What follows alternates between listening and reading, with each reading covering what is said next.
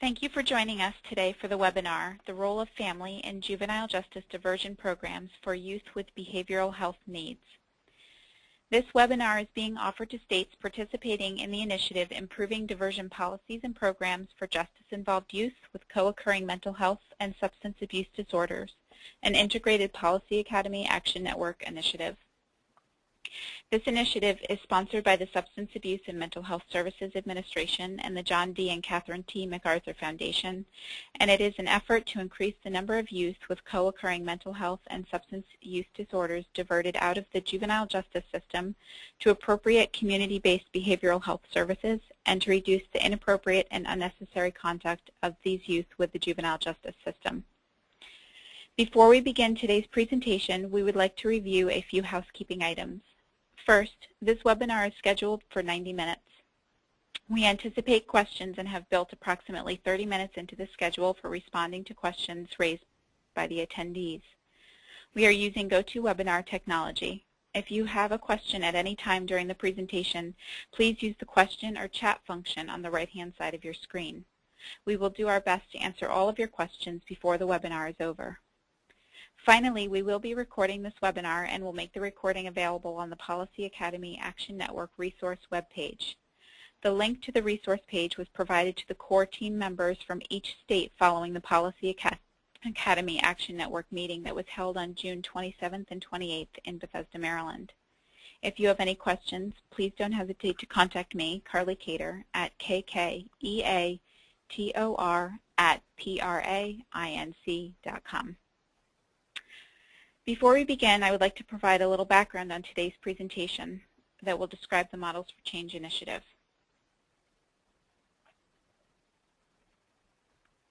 So Models for Change is a national juvenile justice reform initiative that was funded by the John D. and Catherine T. MacArthur Foundation. The goals of Models for Change is to accelerate the reform of juvenile justice systems across the country through targeted investments in selected states. And you can see the initially selected 4 states of Pennsylvania, Illinois, Louisiana, and Washington. These 4 states identified mental health as a significant challenge in their juvenile justice reform efforts. This led to the creation of a Mental Health Juvenile Justice Action Network. And it was created in response to the shared concern about mental health issues among the 4 initial Models for Change states. The goal was to establish a national leadership community of states that would jointly develop, implement, and evaluate new strategies for better identifying and responding to youth with mental health needs. Through this process, 4 partner states were selected. These were Colorado, Connecticut, Ohio, and Texas.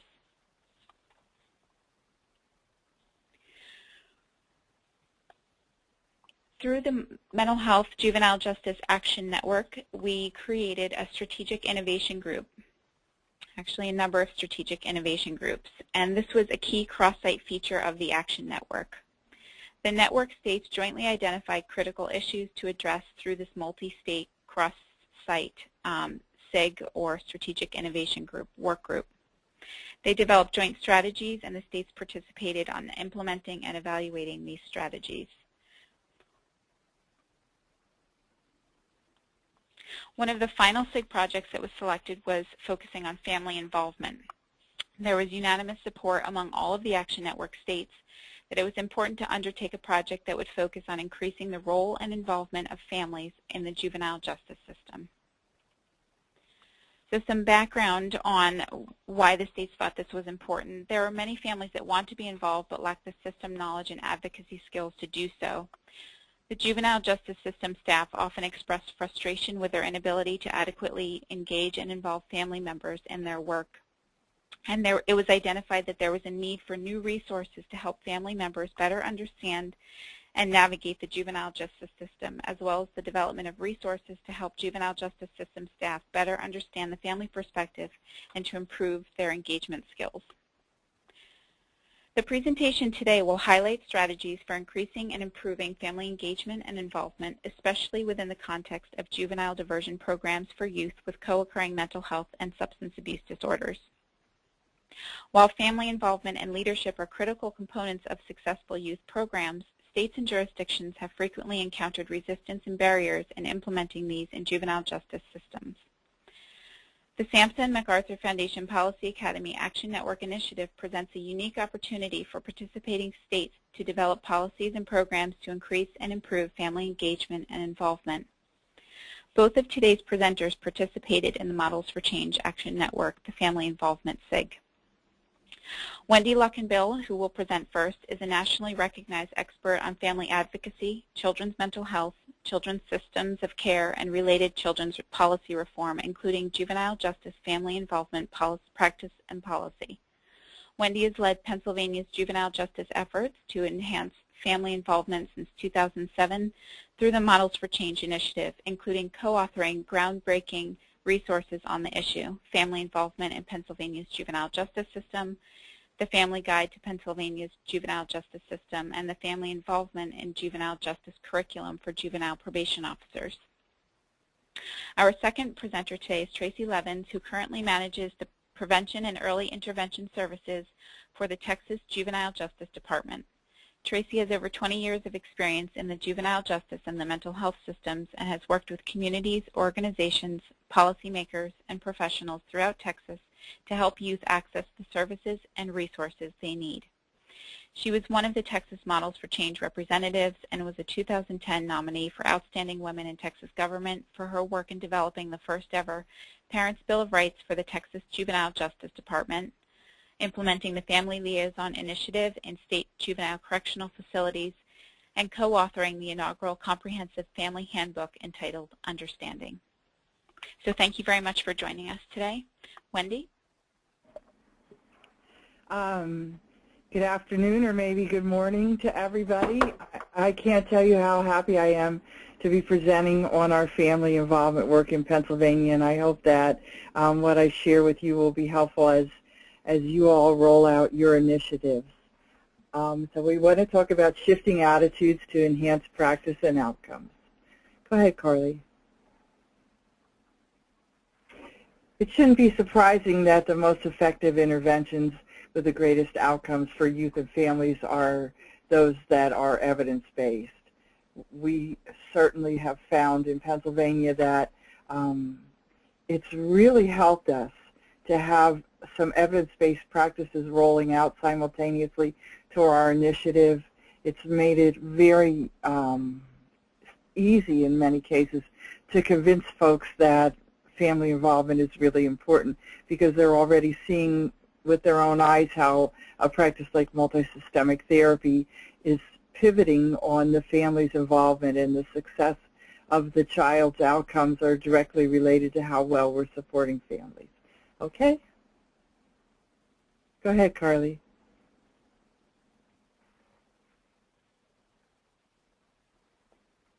We looked real carefully at what was happening from the family lens and also the juvenile justice lens. So this first slide represents a very interesting dialogue that we started out with at our first meeting. I put up this When Your Child is Behind Bars resource, thinking this is an excellent resource for families because it really explained how things worked. Could you go back, Carly? What was surprising to the juvenile justice professionals was that we really, as families, didn't understand the juvenile justice system. And what was equally surprising was that it was really upsetting to the juvenile justice professionals that we perceived our children as being behind bars. Because at least in Pennsylvania, we think of our residential facilities as not lockdown facilities. But from the family perspective, it does feel that way. Go ahead, Carly. Equally, it was really important to understand the juvenile justice lens, that juvenile justice professionals are really confronted with conflicting responsibilities, the need to rehabilitate the child and also the need to keep the community safe. And this particular slide I used because it's a really great example of thinking about the youth that were involved in the London riots 2 summers ago. Clearly those were kids who would have benefited from many of the diversionary practices that we would want to be using, but in the height of the riot, the police really needed to come in and contain those youth and put them in detention facilities just to keep the peace. So there's a lot of conflicting priorities when you're working in juvenile justice. Go ahead, Carly. We identified a specific strategy to move forward with based on some other reform initiatives in juvenile justice. We definitely started with a really extensive dialogue. We reviewed practice, research, and policy, and frankly, in 2007, there was not a lot of practice and policy that we could turn to, and certainly no research. We began to disseminate our new family involvement ideas. We developed the tools and models that we needed. We aligned it with the reform trends that we saw happening. We were really committed to monitoring everything that's happening within the system and what the needs are, and we've really been able to put together a cadre of champions. Go ahead, Carly. One of the key tools that we've used based on the dialogue that we began not only in the work group that we established, which was equally family advocates with life experience and juvenile justice professionals, what we decided to do was take that dialogue out across the state, and we convened focus groups of over 200 people, but they were targeted towards different groups. So we interviewed families and defenders and judges and juvenile probation officers, and from that we came up with analysis of the comments, recommendations, and observations. And I would encourage you all to read this book because people have found this multiple lens perspective really shifting their own attitudes and triggering a sea change in Pennsylvania. Does anybody have any questions so far? Okay, I think we're good to go. Hopefully we'll have some good discussion at the end if nobody brings up anything as I move through the slides. Go ahead, Carly. One critical finding that we incorporated into the monograph and shared as we were taking the monograph out on the road was that when children are involved in the juvenile justice system, the involvement of families is critical. Nobody disagreed with that. And then we teased out this underlying issue of families' involvement being associated with negative rather than positive perceptions of relationships. Families in system partnership really was portrayed when we dug down a little bit as being difficult, detrimental, or non-existent. And go ahead, Carly.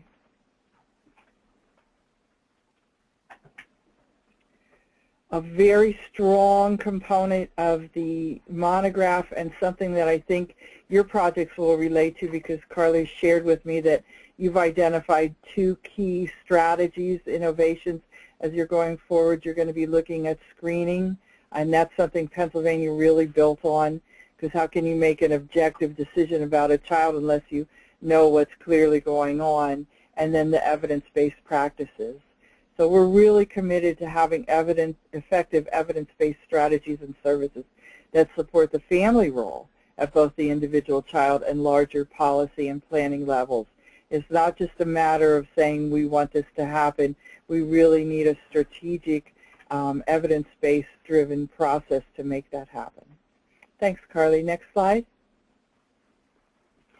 Something that we're really proud of is we believe that our initial discussions on family involvement, which we brought to the National Action Network meetings, eventually triggered a national paper that's been reviewed and is supported by the Office of Juvenile Justice, Delinquency and Prevention, but also at the federal level, the Administration for Children, Youth, and Families, so that's the Child Welfare Agency, and then also SAMHSA and the Department of Education. So really good, strong cross-system acknowledgement that the federal government needs to do more about involving families, and we're hoping that's going to trigger some research and hopefully some changes in the way the grants and funds are distributed, so there's a real push to develop family involvement as part of the rollout of any reform that occurs at the state level or local level.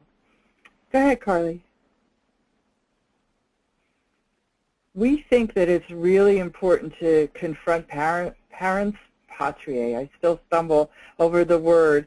And maybe not everybody that works in juvenile justice will recognize this, but it's certainly something that is taught and acknowledged, that when a child comes under court jurisdiction, they really do become the ward of the court for all means and purposes in juvenile justice.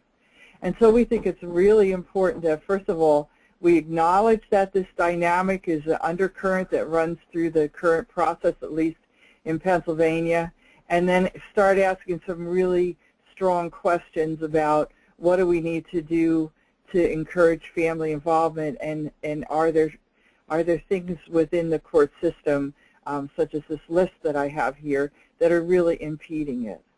One thing that I thought was really interesting was that there's no legal right in Pennsylvania for a family to speak within a court hearing process. Now, certainly, you know, it would be a very bad judge that didn't let that family speak, but there was a very bad judge in Luzerne County in Pennsylvania who did not let families speak, and he was actually within his rights. So we're really looking at changing juvenile court rules and other processes and policies to ensure that families do have a right to be part of the juvenile justice process that their child is involved in. And I think it's really important that if you have that culture, that's going to really assist with diversionary practices too. You definitely want the family involved from the very beginning. So go ahead, Carly. We developed a curriculum as one of the tools because clearly within the monograph process, people said we need tools to help us promote family involvement and promote family engagement skills, because we really just don't know how to do it. That was what the juvenile justice practitioners were telling us, that where a family was willing to be involved, that involvement worked pretty well, but where there was resistance, that the professionals really didn't know where to turn. So we developed a curriculum that we've piloted out and conducted with juvenile probation officers that's demonstrated pretty significant attitude shift. And now we're adapting it for defenders, and we anticipate we're also going to adapt it for judges and perhaps for providers down the road. But here's an example of a tool that we give the probation officers as we train them. And we suggest that they keep this list so they can refer to it as they're engaging families, so that they ask, is the family comfortable working with the juvenile justice system? It seems like a perfectly obvious consideration, but it wasn't something that juvenile justice professionals regularly considered, and how they could make that family be comfortable. So go ahead, Carly. I'm very happy to hear that you're focusing on evidence-based practices, because I've seen how much that's assisted us in rolling out family involvement reform in juvenile justice in Pennsylvania. The first one, I don't know if you have family group decision-making. It's also called family group conferencing in some permutations of the same model, but in our one county of Dauphin County, they're regularly using that for almost all the families that come in contact with the Juvenile Probation Office. And it's really allowed us to do a lot of diversions or reduce the level of formal involvement with juvenile justice by just bringing the family in a very thoughtful and facilitated way to develop a plan. And I'm sure you're aware of all the other evidence-based practices that I'm listing here, but all of these are particularly dramatic as far as facilitating effective, positive family involvement with the juvenile probation officer, or promoting that within another modality such as mental health services, which then rolls into the juvenile justice planning, as perhaps a therapist can support that family perspective. Thank you, Carly. Go ahead. One of the ways that we shared our monograph was to have regional forums. We had 3 regional forums, and we invited panelists to talk about family involvement, and we invited families with life experience of children being involved with juvenile justice to speak. And we had one mother at one of our forums talk about her multisystemic therapy experiences, and it was so profound for the group to hear the answer to the question, what did multisystemic therapy do, that made it different from all the other interventions that your family had. The mother talked about the fact that her son was 13 and had been involved with systems since he was 5. He'd had multiple hospitalizations, multiple residential treatment facility placements, just services continuously from child welfare and special ed and mental health, and then eventually juvenile justice from the time he was really pretty tiny, and she had never been able to get control of him. He could just continue to offend and escalate. And she said the difference was, and you can see the slide says, they asked me what I thought. It was the first time anybody had talked to her about what she was thinking and supported her to really participate in the treatment planning and provision for her son. And so it became very personalized, and she became much more skilled in being able to respond to his behavioral needs. So it was a really wonderful time. So wrapping up my section, we've come to a place now where we really have a clear idea of how we want to shift practice and policy. And we are committed now in Pennsylvania to achieving better family involvement outcomes that are linked to better outcomes for the child, but also for the community, the victim, and a system. So trying to look really holistically, which I think takes it a little bit beyond the strictly mental health perspective where we're really just looking at the child and the family. We really want this to mean something within the juvenile justice process that's valued by the juvenile justice process, who has multiple customers, if you will, not just the child and family, but the victim and the system and the community as well. To do that, we really believe we have to look at the underlying biases, skill gaps, and structures which are preventing practitioners from involving families in their child's juvenile justice system experience. It took a little bit of talking to get folks who thought that they were really progressive to talk about and tease out the kind of assumptions and biases that they'd picked up along the way as they were asked to involve families and not given the tools to do it, because everybody had struggled with families that really made it harder for them to do their job or were detrimental to a child. So it's all stuff that we really need to talk fully about. We can't just talk about platitudes. We need to get very real. And finally, families in this assessment, we want to really include families in the assessment of how things are working. And that was actually something that the juvenile justice practitioners who came to the forum suggested. So I was delighted that I didn't have to pose the idea that families should be involved in the evaluation of their own services and in the juvenile justice system, but that actually the juvenile justice professionals who came to the forums were so taken by this frank discussion that we were having between all the participants, which included a lot of families with lived experience in juvenile justice. They had never really heard that side before, and I think it's because within a formal juvenile justice relationship, you just don't often have those kind of frank discussions with families about how's it working and what am I doing that you like and what am I doing that's not helping. So we really want to include families in this assessment and then subsequently the design and implementation of responses to families and their children within the juvenile justice system. Thanks, Carly. So now we're going to transition to Tracy as she's going to talk about the Texas model, and you've already heard a little bit about the Action Network and how Pennsylvania and Texas got involved. Go ahead, Carly and Tracy. Hi, thank you so much. I want to thank the Policy Research Associates and National Center for Mental Health and Juvenile Justice and SAMHSA and the MacArthur Foundation for this opportunity. This is one of my very favorite topics, and so I am excited about this opportunity today. Also, I want to apologize in advance if my racing heart and the pounding of it gets in the way of my talking. I apologize. Hopefully it will calm down soon. Okay, let's go ahead, Carly. When we talk about partnering with families, there's a difference between being informed, being involved, and being engaged. Next slide. Being informed often just means we're providing information. We're giving somebody a book or a flyer or a handout and saying, these are the services that we offer, this is what you need to do, these are the rules of staying in the program, this is what happens if you get kicked out of the program. Next slide. Being involved is a little bit different.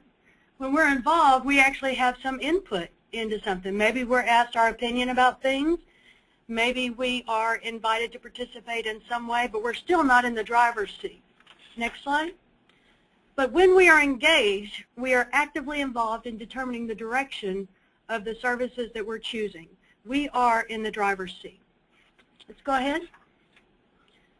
Now, Wendy talked a little bit about why family engagement is important, and this certainly serves, I think, to support her arguments. We know that when families are actively engaged and they're participating, it increases the likelihood that they're going to follow through with their education and service plans. We know that parents learn better skills for responding to situations, just like Wendy talked about with that one mom. When she was asked her thoughts about something, she was then better able to respond to the behaviors of her child. We know that it helps reduce recidivism and promotes positive youth development. And it increases the likelihood that when a youth has been placed outside the home, that they can successfully re-enter their school and community. Next slide. So how do we do it? First, it's important to remember that one strategy is not going to work for every family. Next slide, please.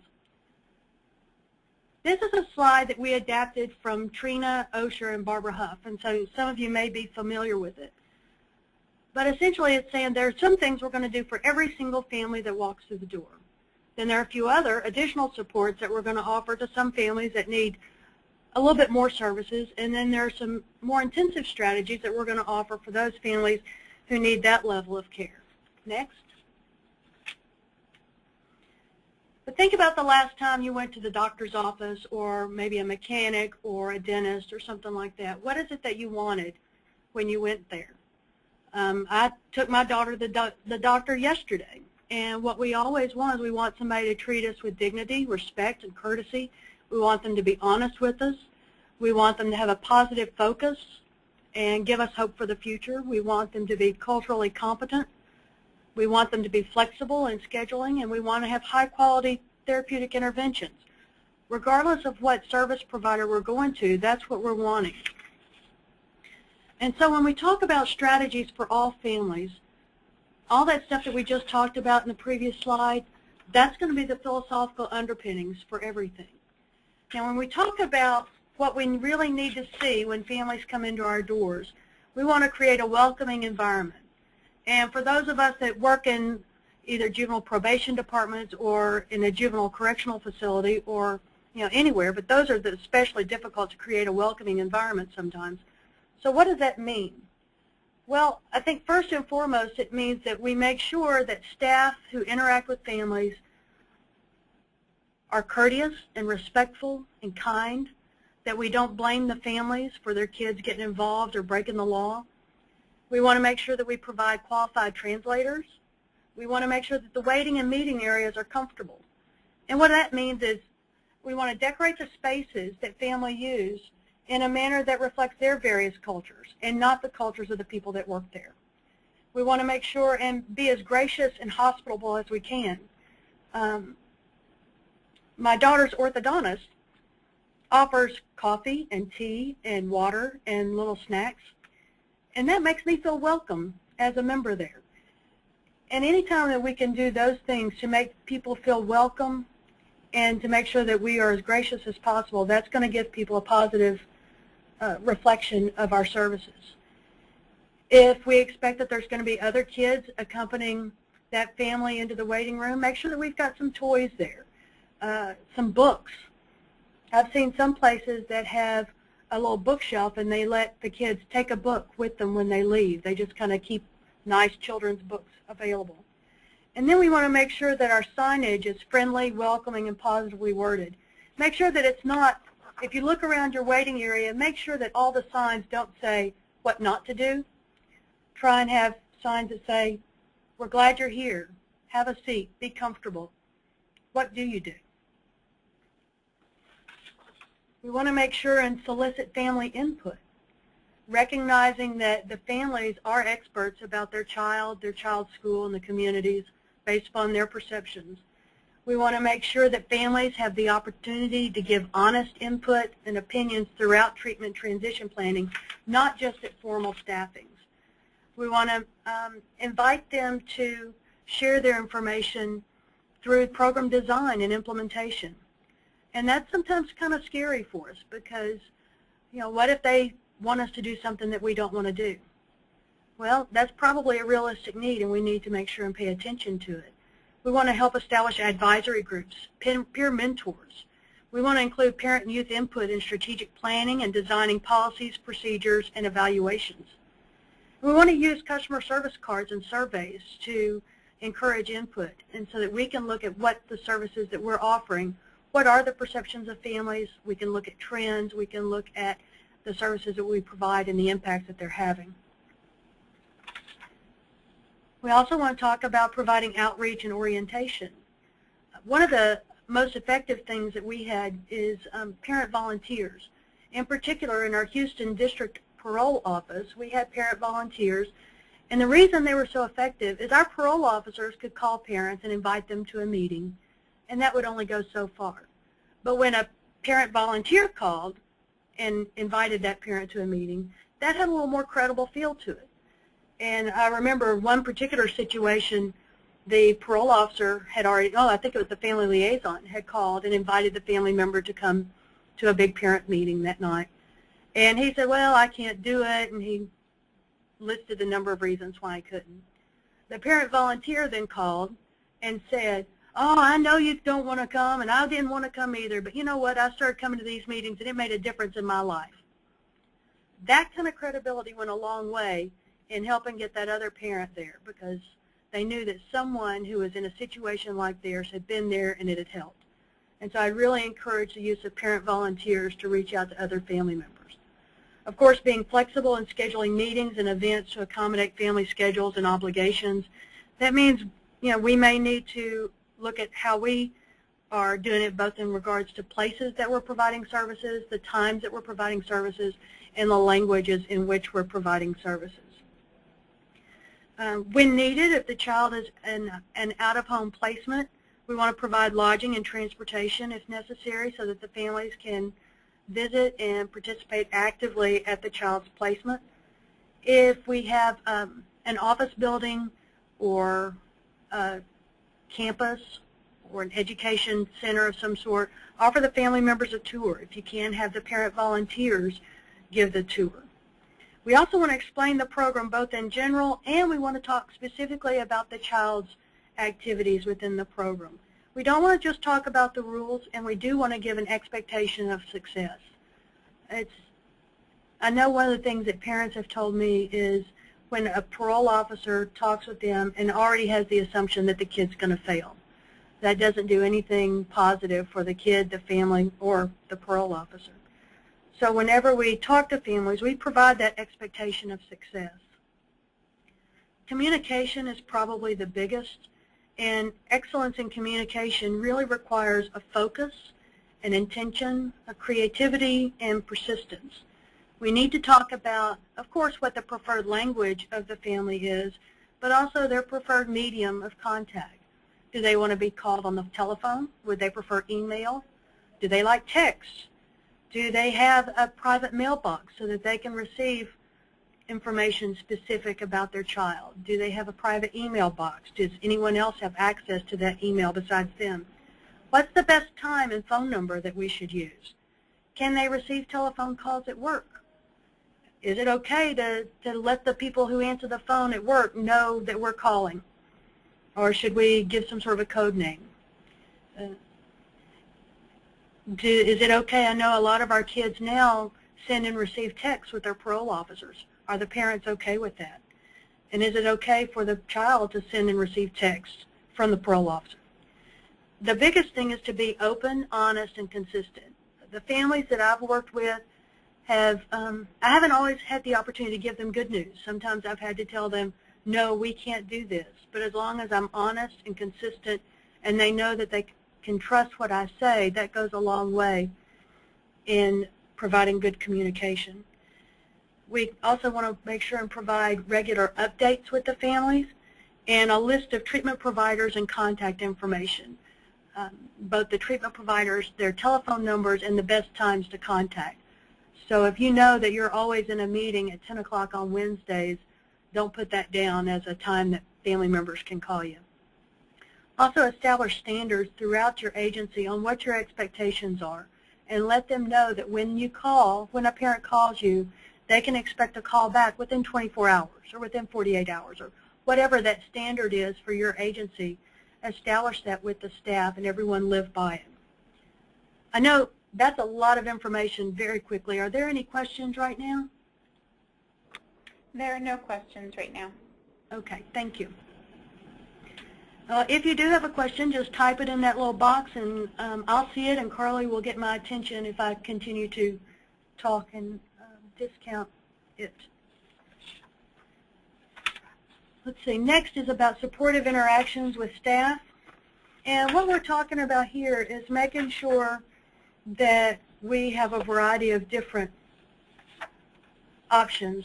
And we expect those high standards for our staff with regard to how they treat people, but also how they interact in a regular basis. And that gives us the opportunity to bring families and staff together besides just at treatment plan meetings, but also like whole family dinners or picnics every few months. We can ask families to help plan these events. That gets you interactions with staff, it gives the parents an opportunity to network, and it gives an informal way to share information. Also, you think about having a cultural fair or youth festival once or twice a year. Families and youth can also help plan and conduct those activities as well. And then if you're serving in a particular community, anytime that community has some sort of a community fair or social event, encourage your staff to go. That way they can see, they can be seen, and they can have an opportunity to see the community in which those families are living and working in, and that will give them additional credibility with the families. We also want to talk about establishing connections, and this is really key for a lot of the families we work with. And it's about establishing connections with each other, and that's with those parent mentors, with education and training, giving people the opportunity to serve, and then making sure that they're welcome to participate in program design, implementation, and evaluation. And we'll talk a little bit about each of these. And one of the first things that we can do is help establish a peer support group for families so that they can have an opportunity to meet and talk with each other without staff present. They can share common experiences, they can identify concerns, they can find solutions, they can learn advocacy skills from each other.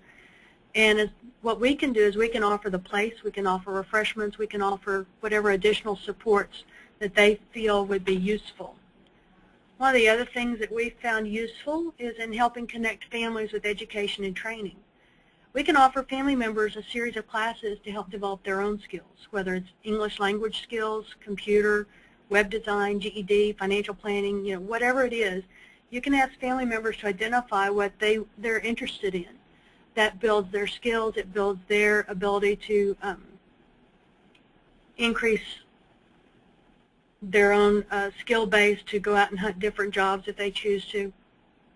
You can also offer seminars with expert speakers on topics, whether it's about specific diagnoses, medication management, how to work an ARD meeting, educational rights, how do you advocate successfully for yourself and your family.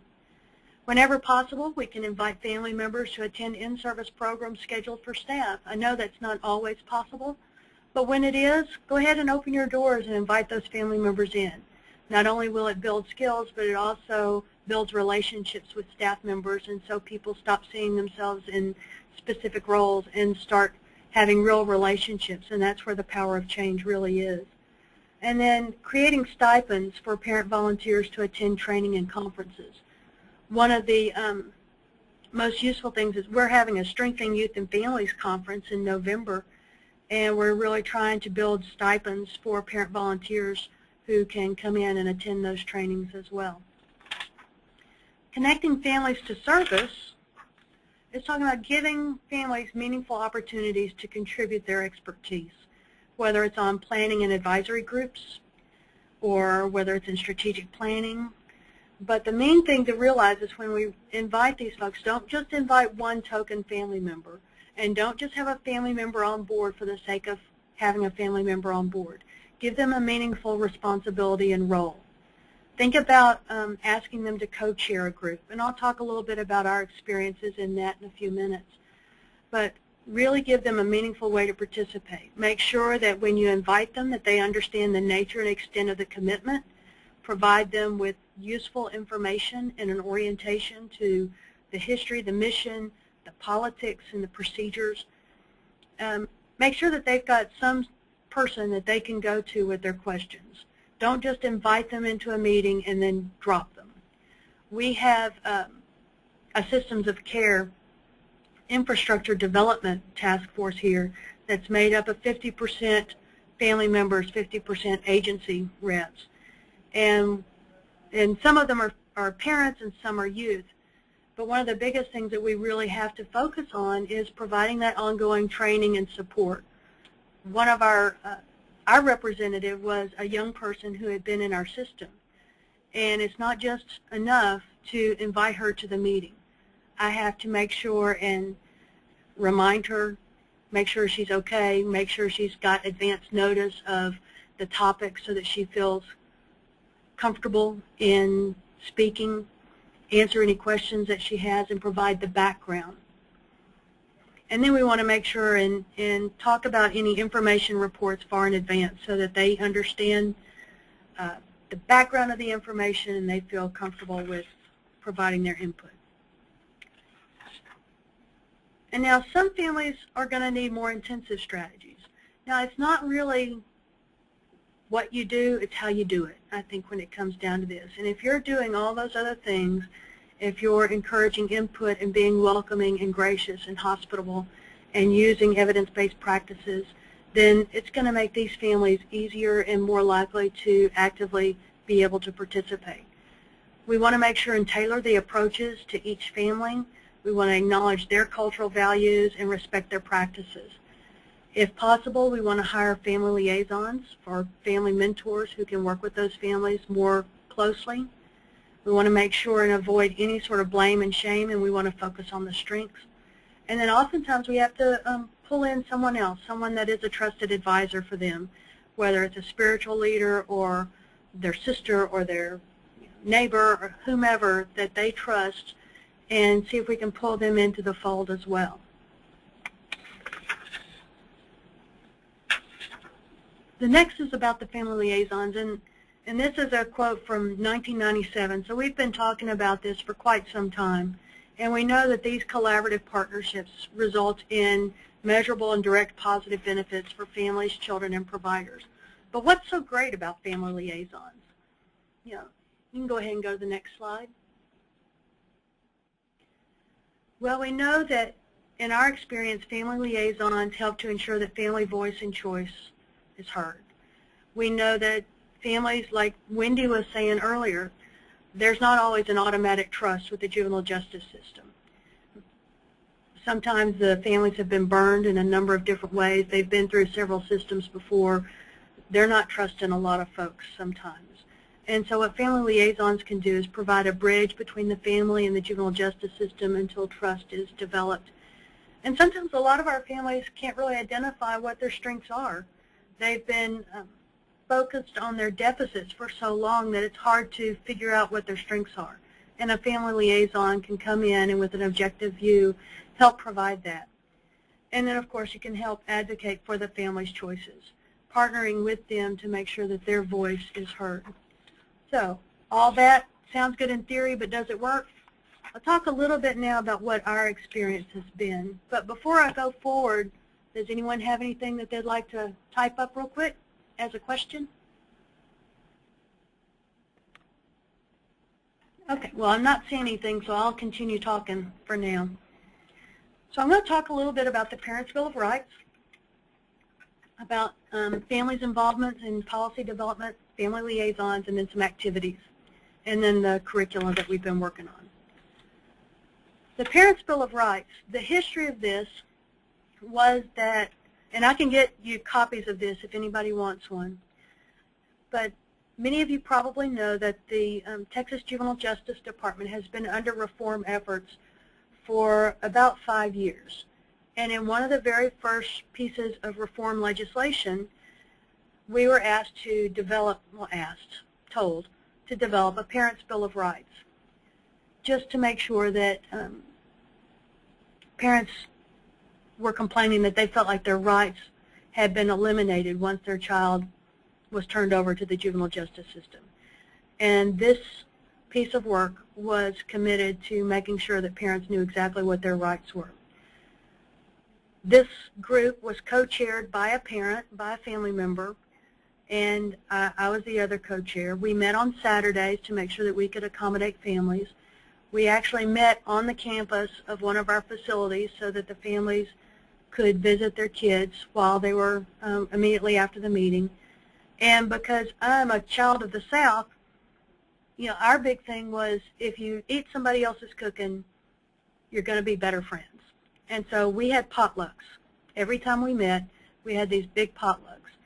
And it was a group of parents, youth, advocates, and staff, and we all came together. So each of these were developed by this group. And the preamble is that parents are partners with correctional staff, educators, and treatment providers in their child's rehabilitation and shall be encouraged and assisted to actively participate in the design and implementation of their child's treatment from intake through discharge. That was the easy part. The more difficult part was coming up with the specific list of rights. And if you can go to the next slide. Tracy, this is Carly. There is a question about how someone can obtain a copy of this. Tell you what, I will send it to you and you can get it out to everybody. There's a link on our website and I will get that out to everyone. Thank you. This was the hard part, and the reason it was hard wasn't because there was disagreement between the parents and the staff, nor were there disagreements between the advocates and the parents or the advocates and the staff. The difficulty was that kids and parents had pretty dramatic views, differing views about what parents' rights should be. Not about the broad categories of rights necessarily, but for example, kids didn't want parents to have the ability to decide who visits them or not. Or they did not want their parents to be informed about all of their decisions, that sort of thing. But we were able to work it out in a way that everyone agreed on. These are the broad categories. The actual language of the Bill of Rights may be a little different. This was abbreviated to fit on the slide, but I will make sure that Carly gets that link and we can send it out to everyone. As you'll see, some of them is just about how you're going to be treated. You're going to be treated fairly. You have the right to expect that people are going to be professional, that we're going to provide a safe, secure, sanitary facility. It is important to families that they not be judged, labeled, or blamed. They had had enough of that and they wanted it to stop. They wanted to make sure that everyone understood that they had a right to be a vocal advocate. They weren't going to be rubber stamping treatment plans, that they could be active in every single decision about their child, that they would be informed about the decisions, about medication, about if a kid had to be restrained, if their medication changed. They want access to their records. They want to make sure and have meaningful participation and not just, here's the treatment plan, sign here. And they want to make sure and be involved from the very beginning and to the very end. They want to make sure and identify the specific mechanisms by which they could communicate with their child. They wanted to make sure that staff are professional and courteous and respectful to them, and that just by saying that they have the right, they want us also to stand by that we would protect those rights, and that if a staff member treated them poorly, that there would be an avenue that we would take responsibility for that and ensure it didn't happen again, and then the right to participate in transition planning. Okay. And I guess in all my time at the Texas Juvenile Justice Department, this is probably one of the projects that I'm most proud of, is working with the families and the youth and the advocates to do that. We were all so very proud of that work, and I continue to think it's probably the best thing since sliced bread as far as my work here has gone. The next discussion is about family involvement and policy development. One of the things that we did is we revised our youth grievance system. And back in the very early days of reform, there were lots and lots of very angry and vocal parents. And one of the things that we did is we went and met with those groups and sought their input. What do you want to see in a grievance system? How would you like to be notified? How would you like it resolved? What time frame would work best for you? We used both the parents and the youth input in designing that grievance system. In fact, one of the major changes in the grievance system came about as a direct suggestion from a former youth who had been committed to our care. She said, a lot of times we just want to talk to a staff member above the one that we have to deal with. We want to talk to his boss, and sometimes we just file a grievance so we can get somebody's attention. And so as a result of that, we implemented something called the conference system, where any youth on campus can request a conference with any staff member and have a face-to-face interview and discussion with them to get questions answered or to make sure that their issues are resolved. We also made sure to involve parents in the development of the individual case plan and quarterly progress reports. How would you like that information shared with you? And what parents said, they wanted it like a report card. They didn't want these long case plans and narratives. They wanted it more like a report card. And then we got their input on the youth's reentry plan. Also, early on, we developed a release review panel, and this panel is made up of several people who reviewed the kids that were still committed to us after their minimum length of stay and determined whether they should be released or not. And we involved parents in that early prototype to help us design that. We also have specific policies which require family involvement, and that link is at the bottom of the slide. And if you can't see that, let's make a note and we can get that to you as well. And I see that there's some questions, but I can't see what they say. So Carly, can you, do we already address that, or is that something else? I did send a response, but people are interested in getting in touch with you after for some advice on how to take your experiences from Texas and apply them in their local probation departments. So your email address is at the end? Yes, ma'am, it is. Okay. And I'm absolutely happy to help. Next slide, please. One of the things that we did is we established family liaisons. We ended up hiring 6 family liaisons for a total of 8, and they're based in secure institutions. One of them's in our parole office now, and we have a coordinator based in central office.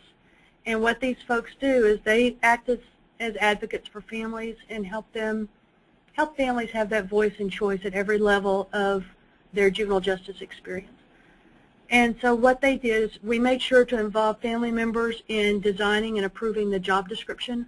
I did not want to have a family liaison job description that didn't ring true for families.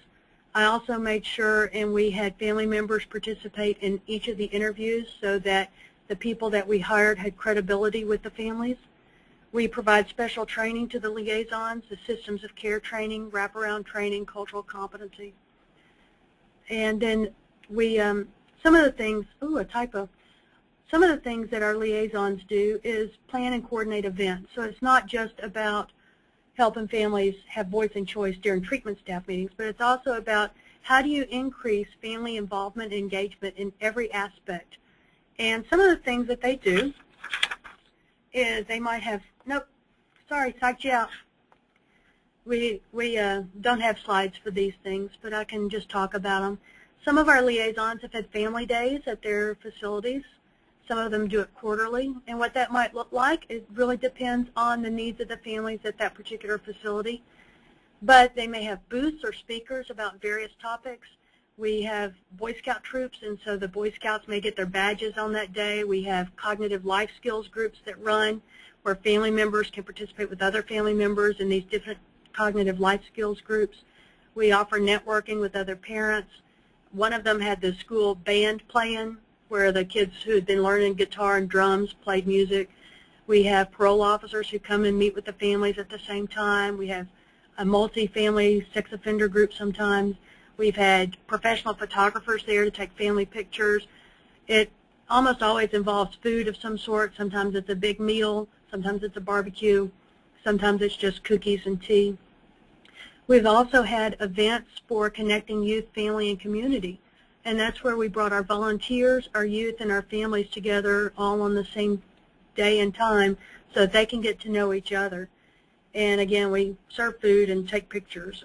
I most recently went to a large extravaganza, and I didn't quite know what to expect. And when I got there, there were, there were probably 60 kids maybe, and they had a fabulous rock and roll tribute show where the kids sang and danced, and they did a drum line, and it was fabulous. And they always invite the parents to come out and see that. And at the same time, they were having an art show. So the kids who had been doing work in art had their art hung up so that they could show their family members their art. We've also had open houses and tours.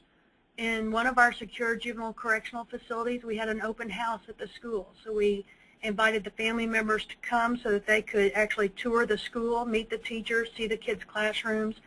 We made sure that our supervision, although it was still happening, it was from a distance, and so it really had the look and feel of going to any public school USA and having interactions with your teachers, with your child's teachers.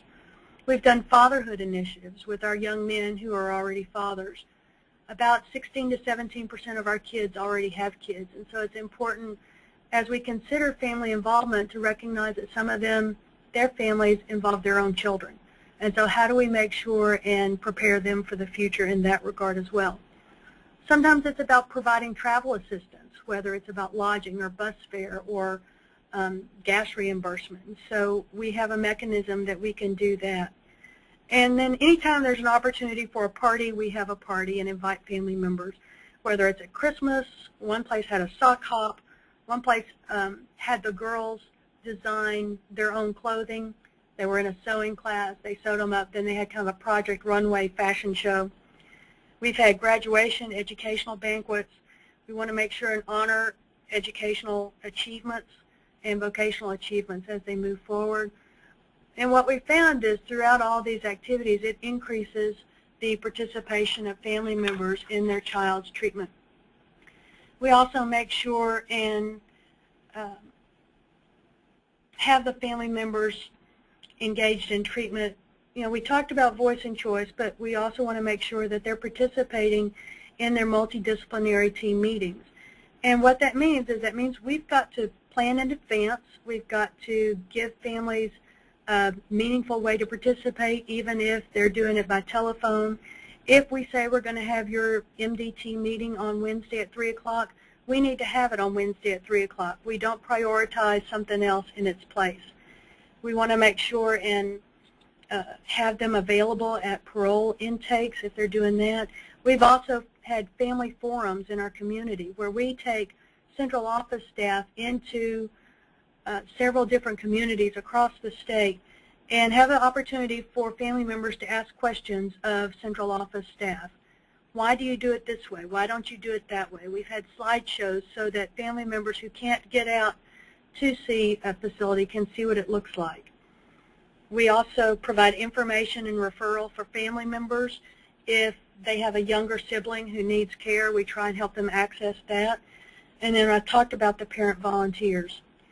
And as Wendy was pointing out, as we move forward with more and more evidence-based, research-based services, that also increases a family's ability to really be actively engaged. And we also do functional family therapy.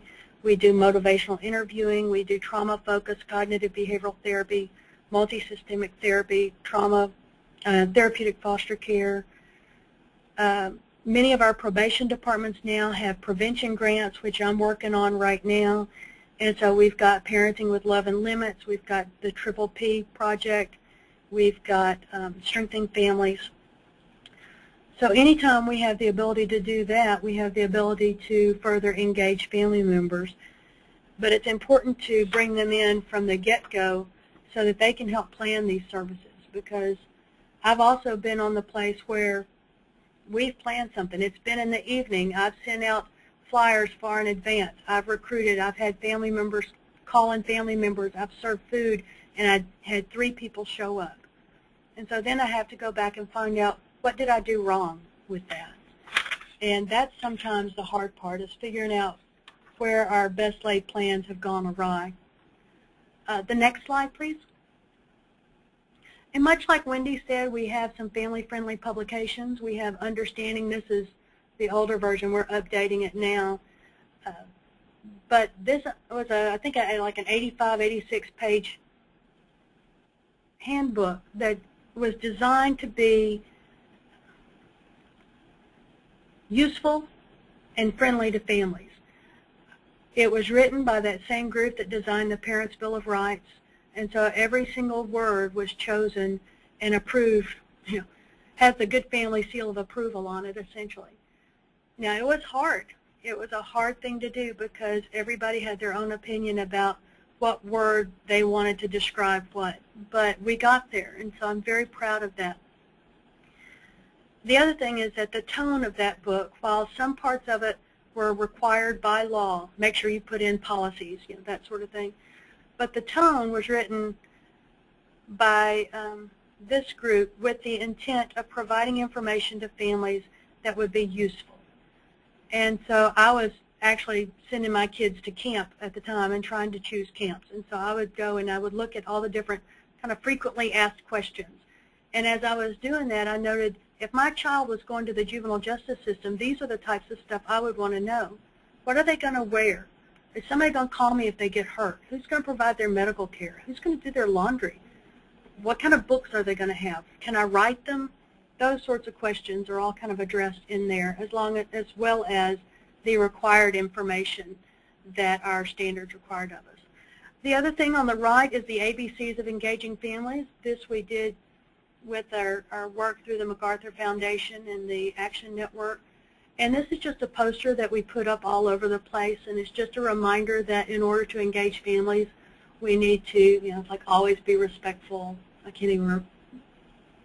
don't remember the rest of them. I can't read it off the slide. But I can also send you the, I think I've got the PDF, and I can send that out to anyone who would like it. And then, of course, next we have, you always want to check back and see how you're doing. So annually we do parent surveys. We distribute them through mail, through electronic mail. We do, put them out of visitation areas and special events for a period of time and really solicit that feedback. We want to analyze it for trends, and we want to change things that aren't working. And more than anything, we always want to work to exceed parents' expectations of us. And so this goes back to being honest, being consistent. When we say we do something, we want to do it. We want to be honest with them, even when good news or bad news or news in between. We want to be honest and upfront about what those requirements for us and of us are, and we always want to exceed those expectations.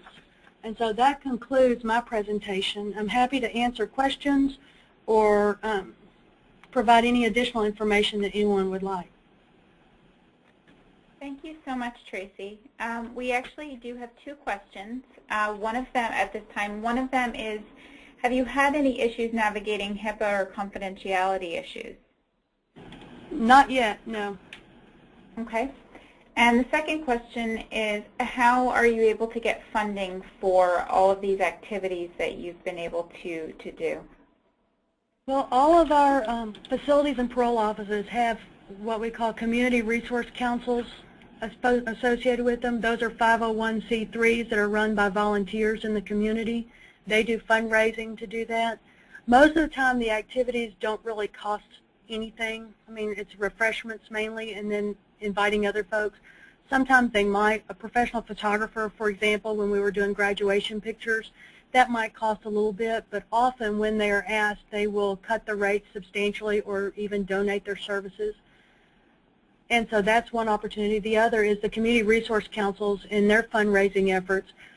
Their mission is to provide services and supports to our youth. And anything that would benefit the youth that the state can't pay, we can approach them and see if they will. Now, their budgets are tight also.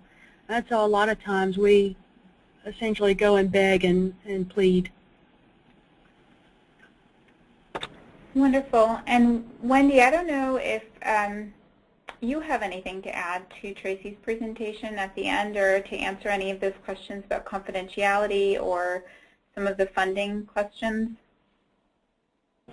So we are actually struggling with funding issues in Pennsylvania, so as much as we'd like to be adding things like parent liaisons, we don't see that happening anytime soon. But we are hoping that we'll be able to design some specific grants as we go forward with our federal money that include family roles and supports like Tracy has talked about. She's really, sometimes lawsuits are friendly lawsuits and they really do move things along, but I also think that there's real opportunities as we implement evidence-based to start being able to pay for some of the parent supports that Tracy talked about.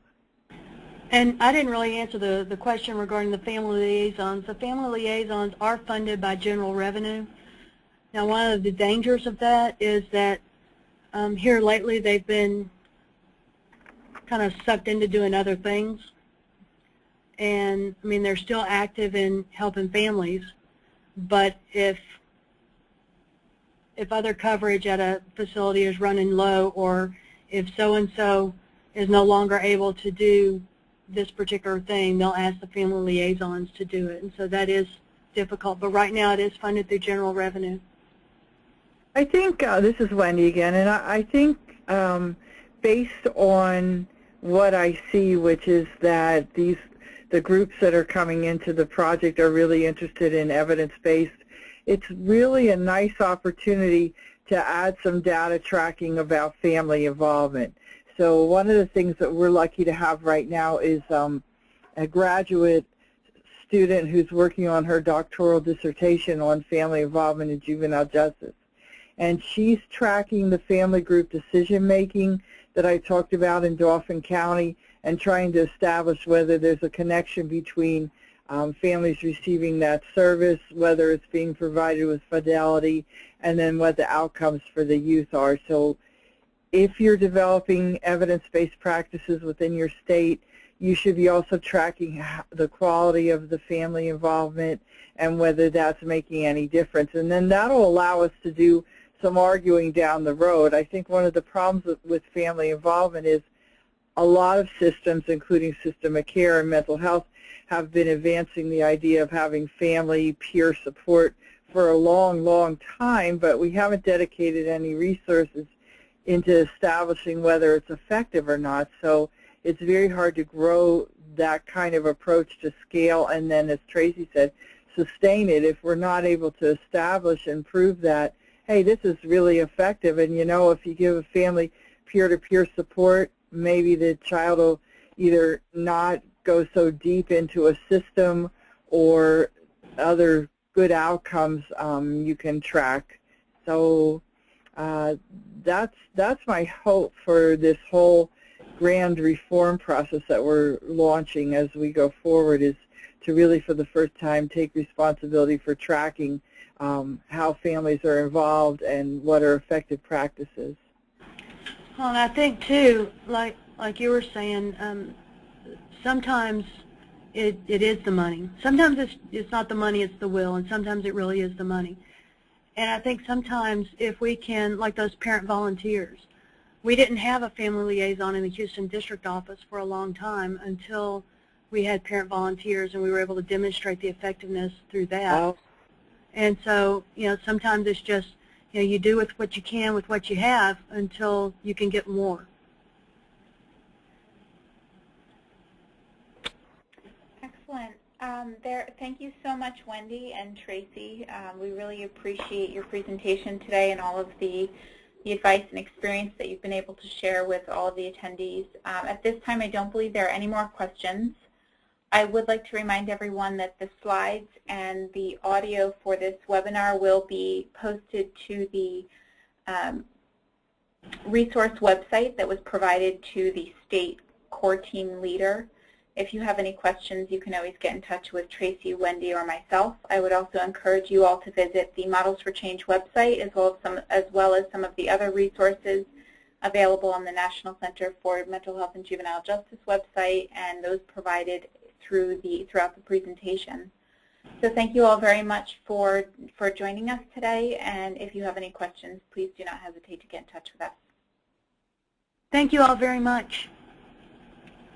Thanks, everybody, and please feel free to contact myself, and I know Tracy already extended that at any time, and I don't know if we should do that through Carly or not, but you can contact me anytime. I'm glad to respond.